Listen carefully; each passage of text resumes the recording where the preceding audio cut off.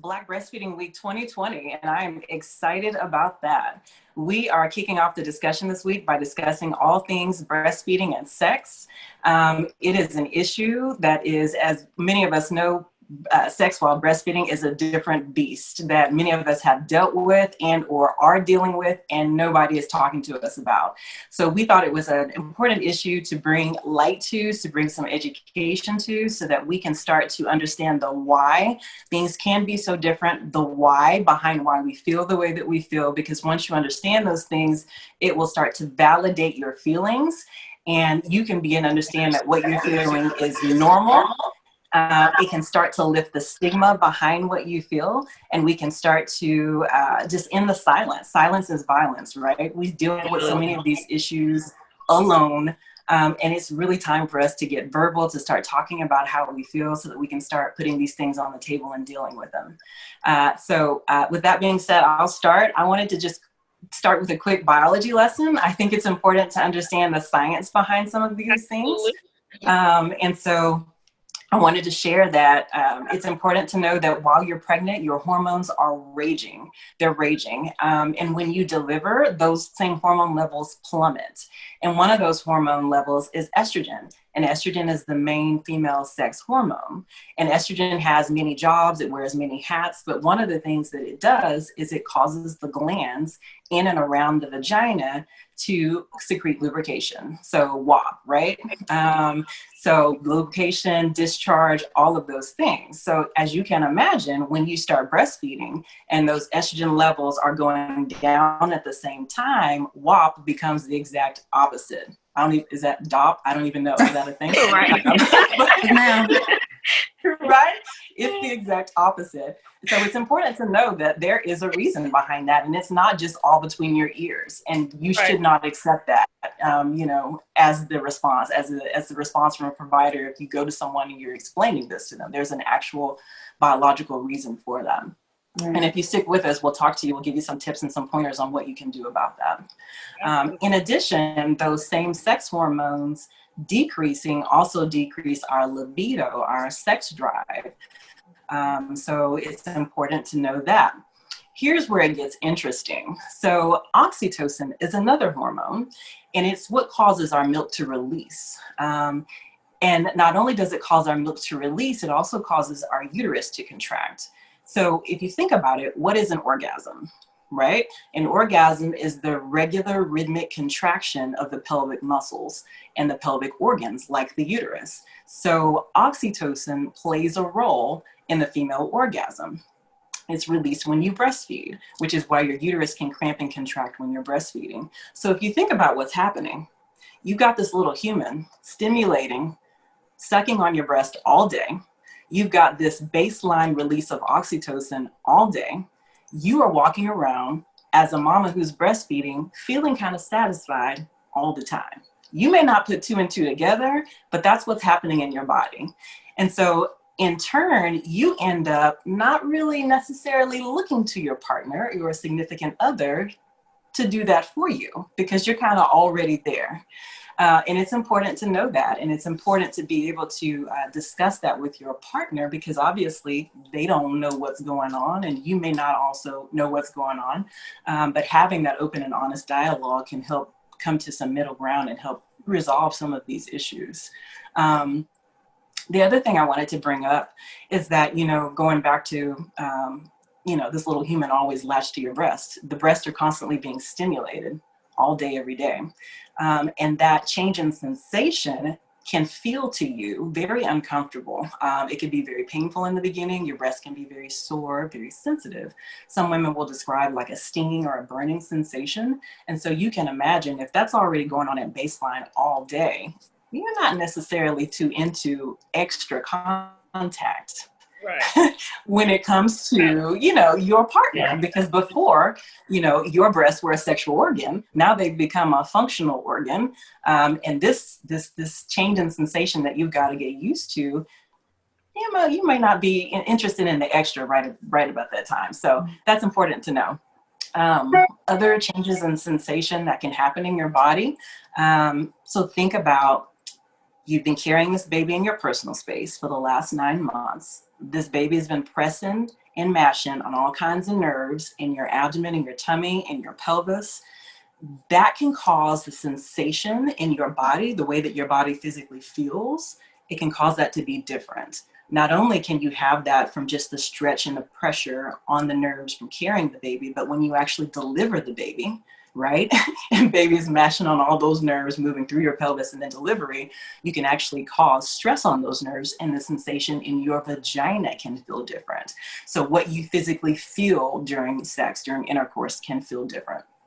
If you had to have a C-section for some reason, that incision, that cut on your tummy goes through nerves, goes through nerve endings. And while you're going through that healing process, that skin can feel different. So while you're having intercourse, that sensation can feel different as well. And then there's the incision on your uterus, which can also cause what you actually feel while you are orgasming to feel different. So that's something that's very, very important to note. Very important to note. Let's see. And then we need to talk about bleeding. We can't not talk about bleeding, right?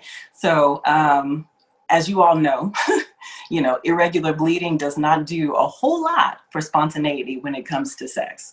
So, most women will have irregular, unpredictable bleeding for a good 4 weeks, sometimes 6 weeks after delivery, whether it's a vaginal delivery or a C-section, just because all that tissue has to be shed. And then after that, if you're lucky, you might not have a period anymore while you're breastfeeding, and that's completely normal.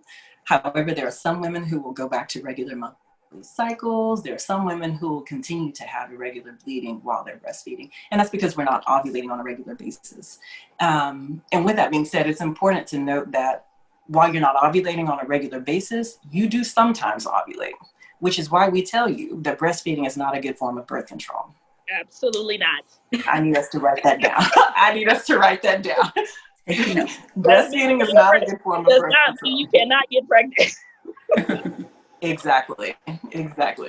And so this is just kind of the biology, the science behind why we feel differently, how it can interfere with the intimacy with our partner, and getting you to realize that there is a valid, for real reason why you feel the way that you feel. Your feelings are valid. Understanding that why can lift the stigma, can help you understand that these things are common, these things are normal, and there's nothing wrong with you.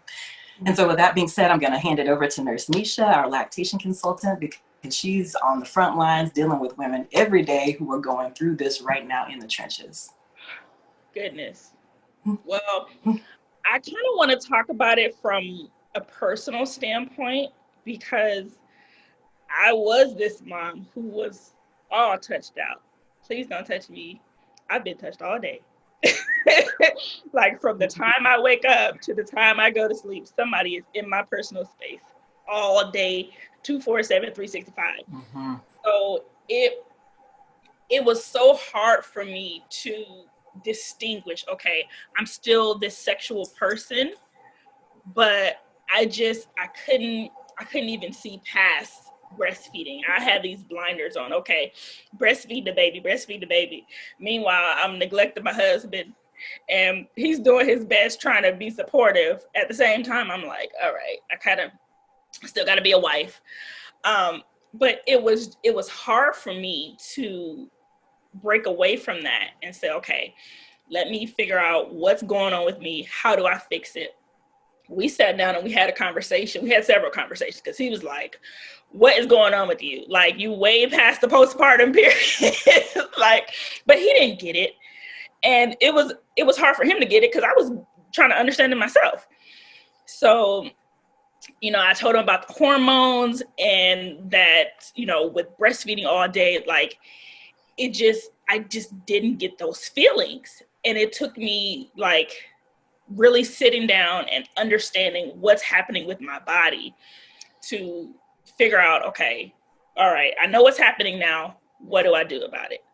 So it took, and not feeling like myself had a big part to do with it. Not looking in the mirror, I'm like, who is this person that I'm looking at? I don't recognize this body.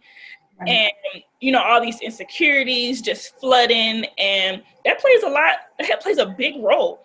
like women, we're sensual creatures. And then when I'm looking in the mirror and I don't recognize the person that's looking back at me, it's hard to want to be sexual when you don't feel desirable.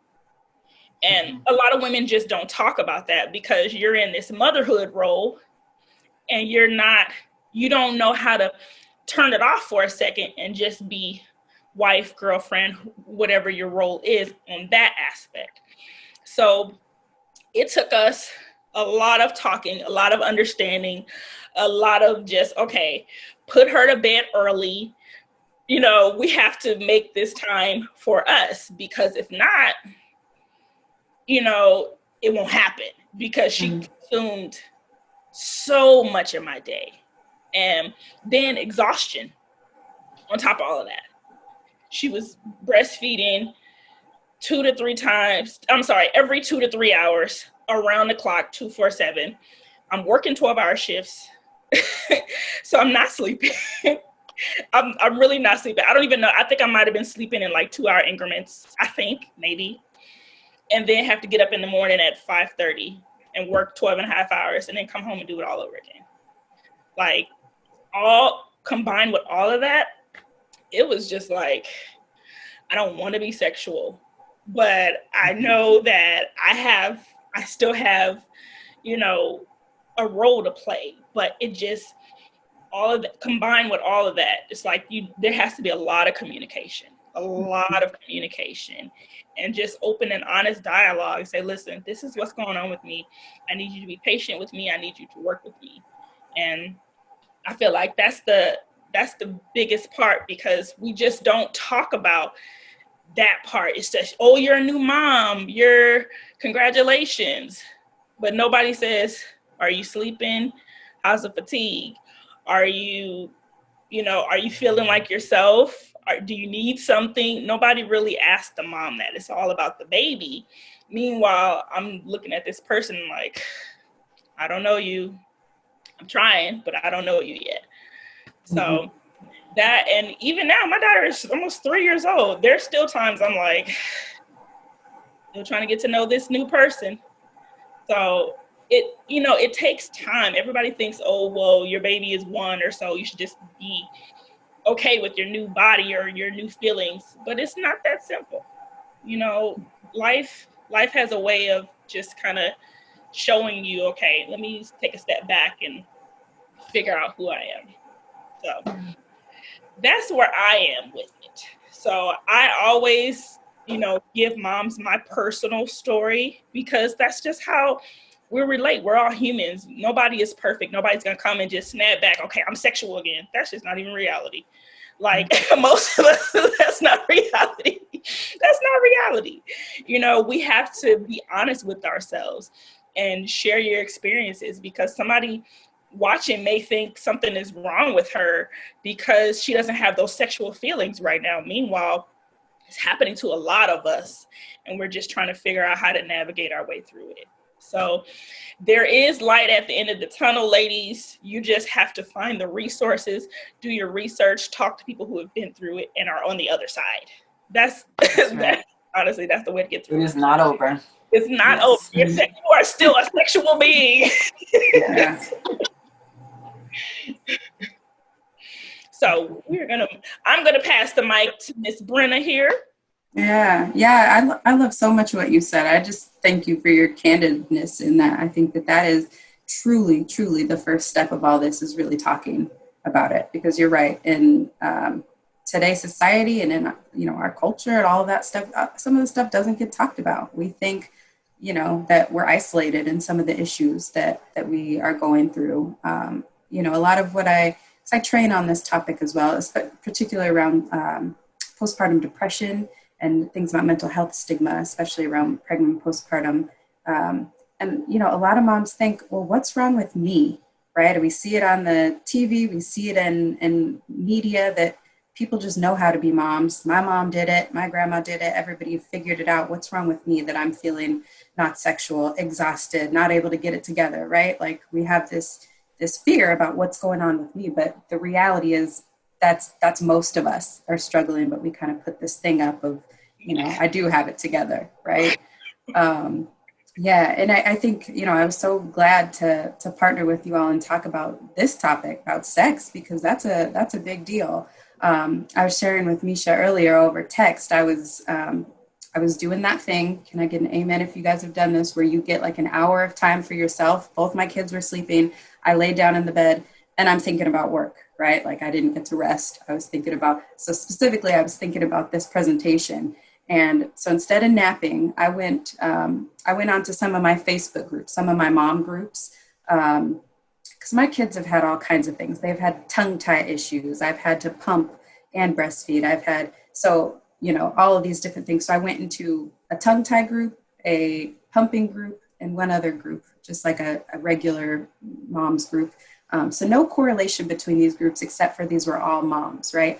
And I put out one of those Facebook polls that you can do, right? Where you can click the answers. And I just asked them completely informally, since you've had your baby, do you find yourself with the same amount of sex drive, more of a sex drive, or less of a sex drive? And can I tell you that within an hour, I got over 700 people responded to that poll. That was just yesterday. Since then, it's been over 1,000 moms that have responded to that poll. So when we say that people are ready and willing to talk about sex, like they're just waiting, right? Like, yes, somebody asked me about it. And so, yeah. So I kind of nerded out and did some of like the data crunching, right? Because I was like, well, let me see. I'm curious now. How are moms really feeling? That's a pretty good sample size. I can't wait to hear this. Yeah. So in every single one of the groups, well, first of all, what do you guys think? What are your guesses about what mom said? It decreased. Absolutely. Yeah. Okay. I would say probably decreased. Hands down. Yeah. Yeah. And then men, they're not aware of everything, which is why we really wanted them to tune into this to get this information. I know. Share this with your husbands after. It'll be on replay. Yeah. So by and large, in all of my groups, they reported that it was lower. The 4 groups, 71% said it was lower. In another group, 62% it was lower. Another group, 76%. The 4th group, 74%. So about 60 to 70% of these groups that the only thing they had in common was being moms, they said my sex drive is lower. So altogether, I added all the data up, right? 72% overall of these 900 or 1,000 women said my sex drive is lower now. 19% it's about the same. 7% said it's higher now. 7. Poor baby. They lying. It's a possibility. Well, so it's interesting, right? Because after, right. Like, where are you? After that whole people were commenting below, and I found that super interesting too, because so many people had so many interesting anecdotes for that reason, right? Some of them talked about the physiology that goes into it. Some of them talked about things like vaginal dryness that we don't talk a lot about. Some of them talked about the leaking nipples that may get in the way, or maybe, who knows how that's going to play a part into the intimacy. A lot of people, like you talked about their body image, just not feeling like themselves, pre-baby. It's a Tuesday night. Why not? Like nothing's on Netflix, right? But now you have this person to take care of 24/7. Now I'm not just, newlywed Brenna, I'm mom, right? We got pregnant with our son 1 month and counting after our honeymoon. So like I became engaged to married to mom, right? And so it's so different. And mentally, from an emotional standpoint, that takes a huge, maybe not toll, but it takes an adjustment, right? To figure out this new role that you play. Now you're not just a wife to this person or a partner to this person. Now you are a co-parent also. So you're figuring out that dynamics. Your time is messed up, your sleep. That's what most of the moms said, as you guys can imagine, is I'm just too tired. Like sleep or, sex, what? Like, no, if I get, 20 minutes, I'm gonna take myself a cat nap. Right. Let me just get a nap. Exactly. Yeah. So I thought that was so interesting, and I can so relate to that too, but as a mental health professional, just really normalizing the experience, because you never know. We might get somebody in our office that says, my sex drive is a lot higher. Is that normal? And it really is no normal, I think, is by and large of it. I think normalizing that whatever is going on for you and however you feel afterwards, this is your new normal. And also that can change, right? Like it's encouraging to hear people with 3, 5, year olds and up saying, my sex drive came back. It like gives us new moms hope, right? Like, okay, there is that light. We have a comment from I can do it. Whitney. She says, probably so we don't get pregnant. When my libido came back, I got pregnant again. So many moms had that comment on the poll. They said, my reason for having less sex is because I'm afraid to get pregnant. Right. I know I'm fertile and I don't want to get pregnant. Yeah. Come see me. I can help you with that. You don't have to be in fear. Yeah. Right. But one last thing I want to say. Yeah. I also wanted to highlight just the talking with your partner. I think that that's another crucial aspect of all this, is that, so many of us are figuring out our own bodies because, our husbands, our partners can be supportive till, the day is long, but they didn't have a person come out of them, right? So they can understand and they can appreciate certain aspects, but it's really us that need to be in touch with our minds and our bodies to figure out, where am I? And now let me communicate this directly to my partner, because we're at different spectrums. Some of us think, well, he should know, right? No, they don't know until we let them know what's going on. So I think that continues to build on that intimacy process as well. Having husbands like yours that can be patient, that are willing to say, what's going on with you? What's going on with us? What does this next step of our journey looks like? Because it's different now. So yeah, I think that's great. I just want to throw one thing in there that helped: water-based lubricant. That's all I'll say. Okay. Yeah. That concludes part 1 of today's episode, ladies. Be sure and join us for the conclusion. And don't forget to like, share, subscribe, and turn on notifications. Take good care.